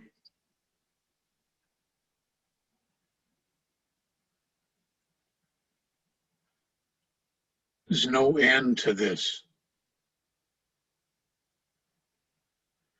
And picture this infinite love just filling their heart and their heart space all the way to the back, the bottom, every little nook and cranny.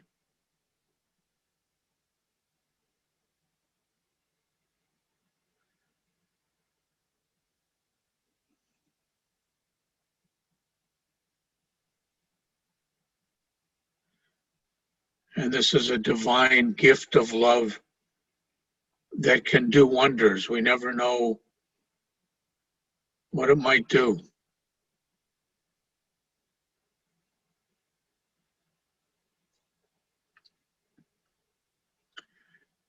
And keep breathing in gently into your belly as you picture this love just flowing, filling their hearts, overflowing, flowing through without end.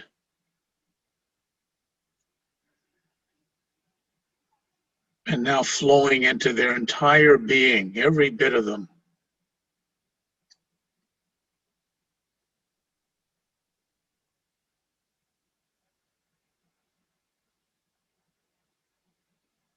This infinite, divine, healing, soothing love.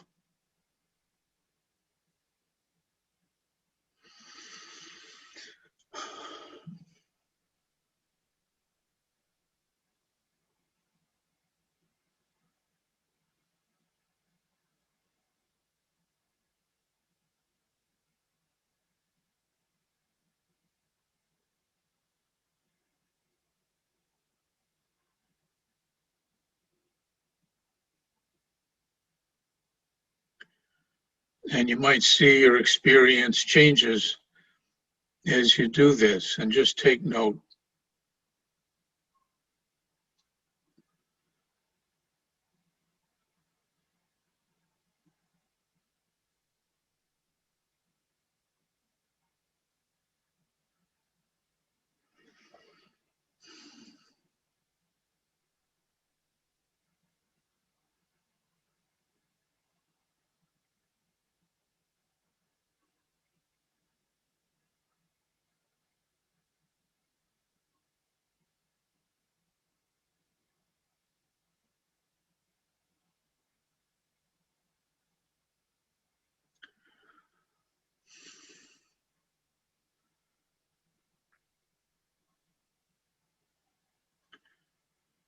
And let's continue to breathe in as we see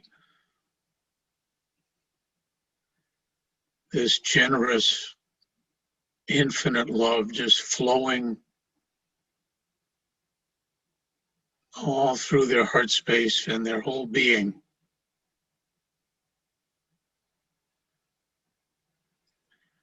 And we'll do this for another moment.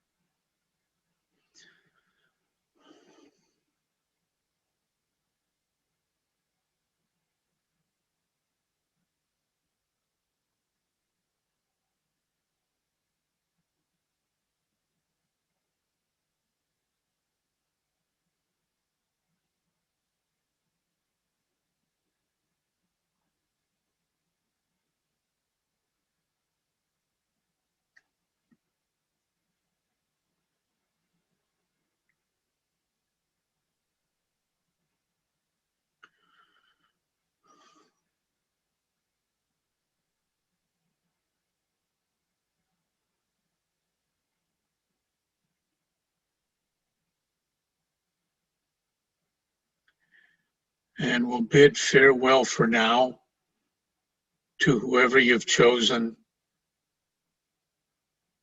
And let's give thanks for the opportunity to be able to do this, to share focusing on this incredible, infinite love. And know that you can return here again and again.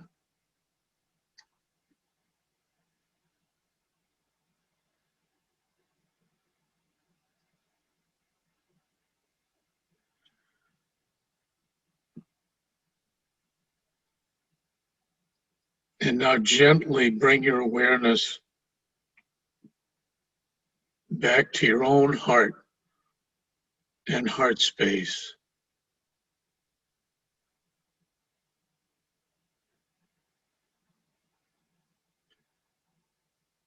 And breathe in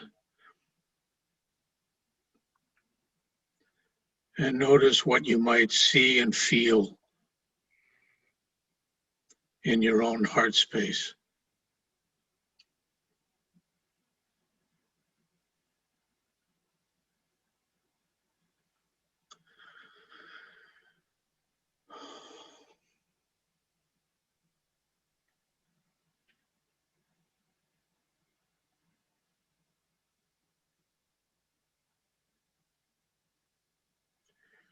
And now picture Baba's infinite love flowing generously without end into your heart space.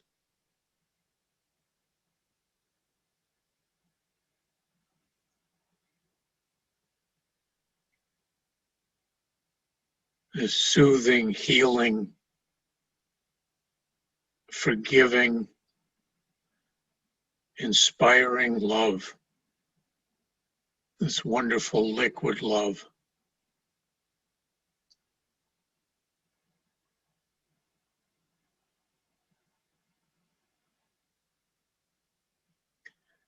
Let yourself drink deeply in your heart.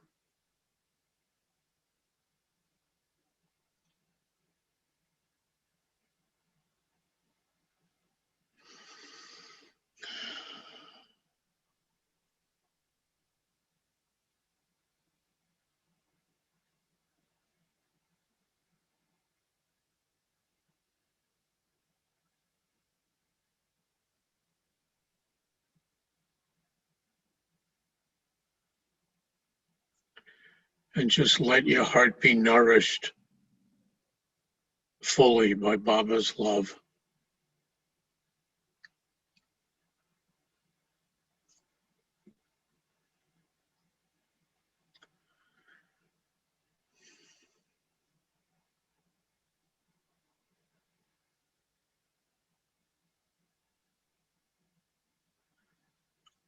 And see the love overflowing from your heart and flowing right through gently, and now filling every bit of your being.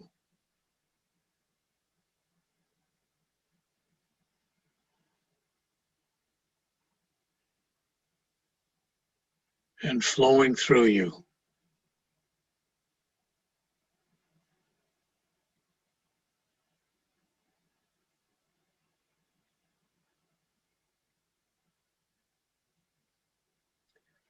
And cleansing, healing, soothing, forgiving love.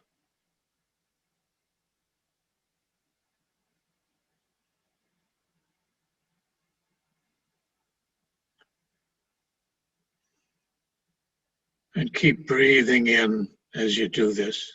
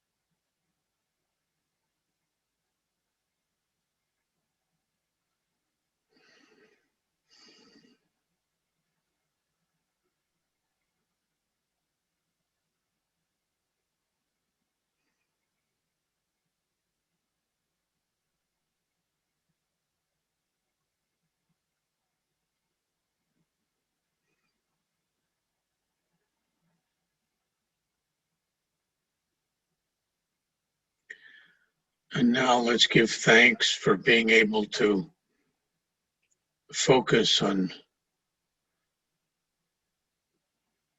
drinking in Baba's bountiful love, endless love, into our hearts and our entire being.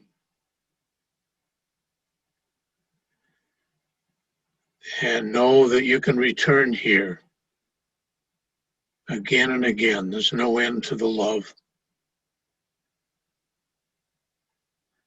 There's no end to the availability of it.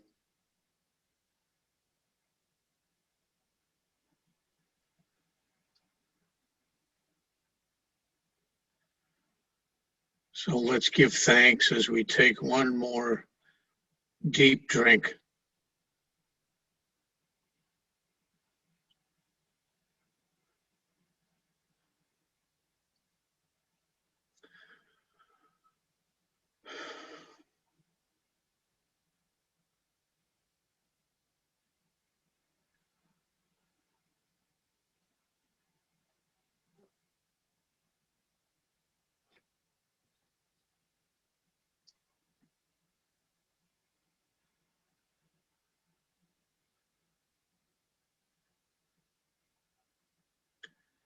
And gently start to bring your awareness back to wherever you're sitting or laying.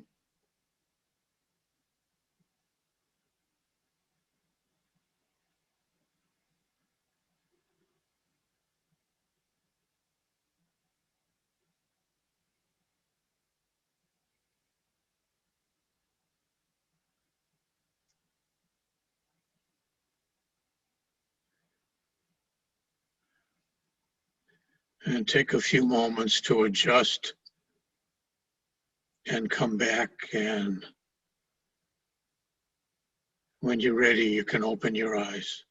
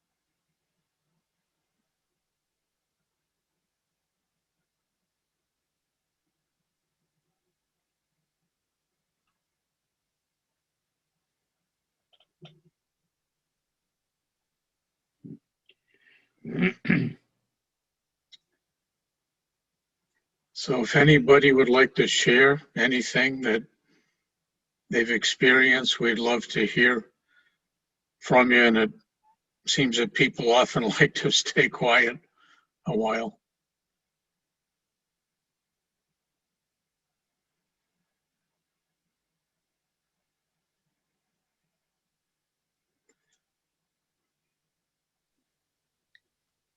I'd like to say that one of the people who came to me was Leitka, who I know is still on the call. And that was a beautiful experience to have her pop up and to be able to be in this presence and radiate that golden nectar of Baba's infinite love and compassion and grace to her.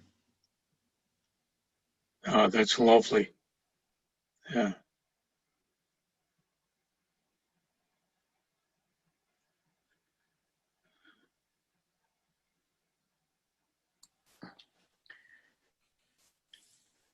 I sent my love.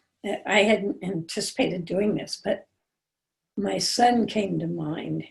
He's going to have a colectomy this coming Wednesday, where they're going to cut apart his colon and take some part of it out.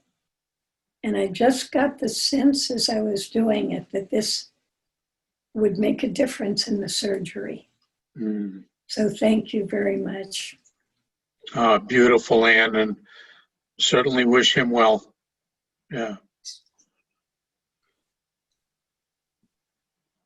You know, and I'm sure it'll be good to keep doing it too, you know, up until his surgery.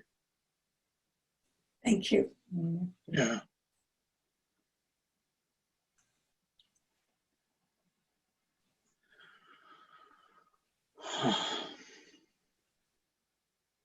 Thank you, Yes. by the way.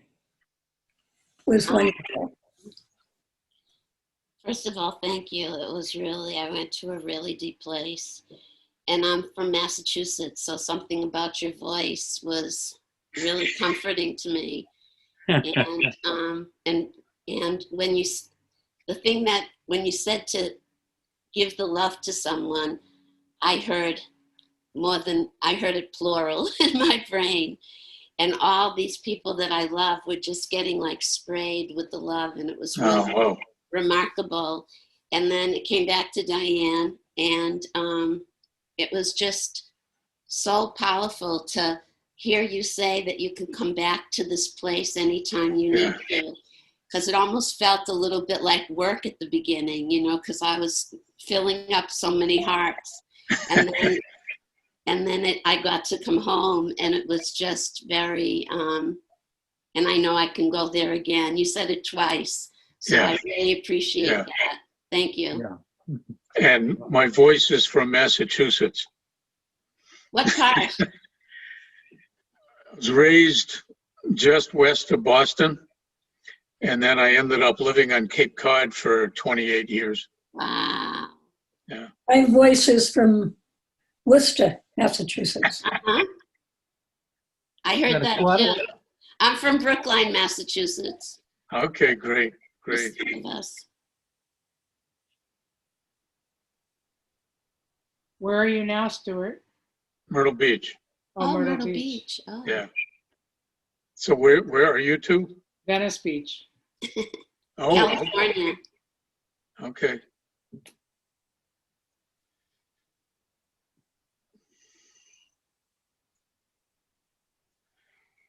Yeah. Jeff Asbell, you thinking?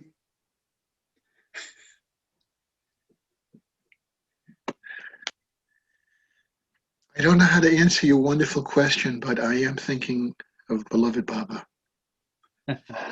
Perfect. Perfect. Yeah. Beautiful.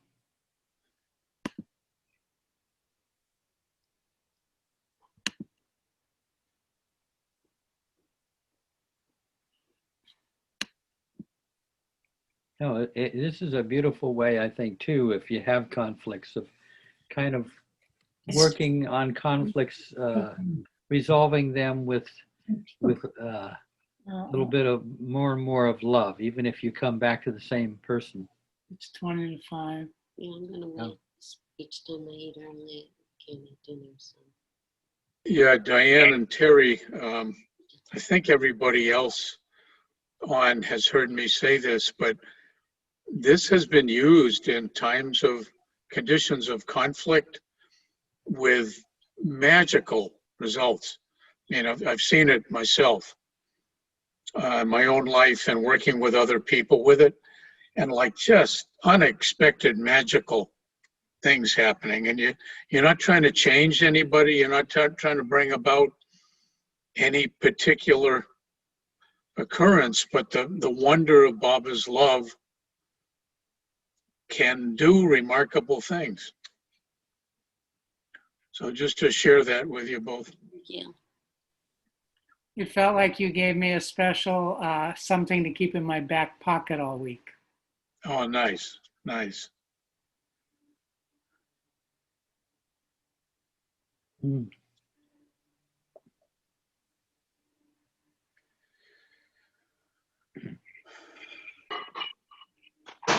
Hey, Shraddha, I'm changing the subject, but Shraddha, would you be able to bring that quote for next week? Sure. The one that you read, I think, is very apropos of this book. You know. Sure. Yeah. I'd be Good. happy to, Jeff. Yeah. There is an additional line in the bottom that I forgot to read. It says spiritual freedom has to be won by oneself, for oneself, through watchful and unfailing war against the lower self and the lower desires.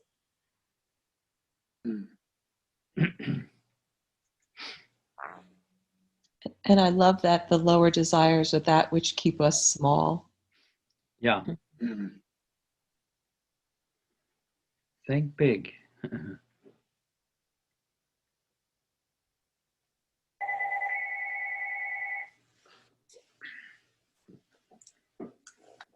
When Terry and I first got together and we had dinner with my dad and my 2 brothers, we walked away, and in the parking lot she said, "Oh my God, they don't get you. You're so small in their eyes." Wow. And it was true. And when I got too big, it was very difficult to have a relationship with them. Mm-hmm. Yeah. And so they were kind of, they're looking at you with the binoculars turned around the other way. That's how you catch elephants. It's an old joke. Yeah. Yeah. Yeah, I once asked Darwin, you know, there were a lot of conflicts going on around Baba at the center in Myrtle Beach, and by different people, you know, after being around for a week, sometimes you get on each other's nerves. And I said to Darwin, you know, Baba saw all of this, you know, how did he respond? And Darwin said, Baba seemed oblivious. He was, because he said Baba would see your soul and not the small, you know, your little small self. You know, so all the conflicts are doing are kind of like have to do with clothing almost. I mean, personalities rubbing against each other, colors clashing, but it's all on a very superficial level. But essence to essence, we're all right there with each other. We're all large, huge, yeah. There's a quote that I've said this before that I kept in my pocket for until it eventually shredded, you know, in my wallet, where Baba said, all differences between one another are superficial and cannot affect the love we feel for each other deep down. We already love each other. It's not that love grows. It's that the other stuff kind of gets cleared away. And that's a great way of approaching people, that even if they don't like you, you know, you say, I know they love me. Just a matter of time here. We'll work this thing around. They get it. But I mean, that's a different platform from coming like, oh, the person doesn't like me. I gotta try to win them over. I gotta get their approval and everything. It's a different way, and I always appreciated that. Jeff, could you repeat that quote again? Yeah, all differences between one another, even gender and race and everything, all differences between one another are merely superficial and cannot affect the love we feel for each other deep down. I mean, that, boy, I felt the truth of that. That's why I kind of kept it. That we really, huh? I think that's, I guess, in all times in the world, but living in this moment in humanity right now, that would be the just foundational source of service. Yeah. There's a line from Prophet Muhammad, give God time. It's just a matter of time.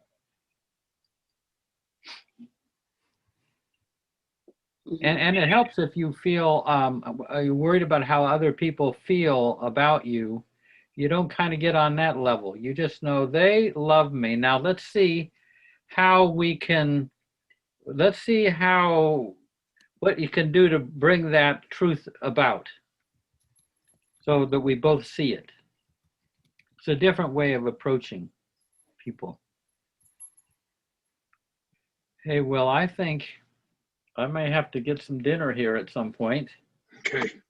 But wonderful, Diane and Terry, that you were here, and you know, it's just fun to get together. And Connie, I know you're there, but you're, you know, in the dark there. Janet, nice to see you. She's from Colorado. Connie's from, I think, Portland. Douglas from Florida. Anyway, yeah. Hi, Jeff and everybody. I just want to express how much these meetings mean to me. Oh. They're a lifesaver. Oh, good. They're a lifesaver for us. Because for a certain period of time, who are we thinking about? We're thinking about the most beautiful things in the world and the most beautiful one in the world. And the most important. Yeah, and the most important. Yeah. Yeah. It's wonderful just to be with everybody and feel this, Yeah. you know. And what I gathered from the Mandalay and Darwin is that Baba really loves and adores us no matter what.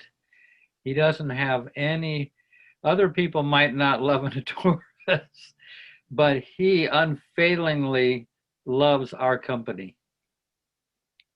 You know, we don't avail ourselves, you know, enough of that, but he loves and adores us.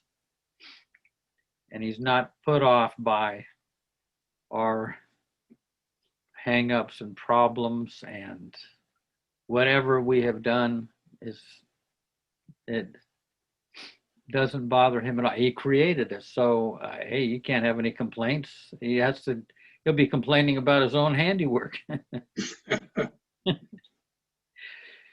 Can't do that. Yeah. Thank you, everybody. Yeah, thank Yeah, you. thank you, Cindy. Yeah. See you next week if you can make it. Okay. Yeah. Okay. See you, Jai Shada. Baba. Yeah. everyone. Rosalie, have a good sleep. Yeah. Jai Baba. Jai Baba. Jai Baba. Infinite, unending love. Yeah. I love Thank you, everyone. Thank you, Jeff. no limit.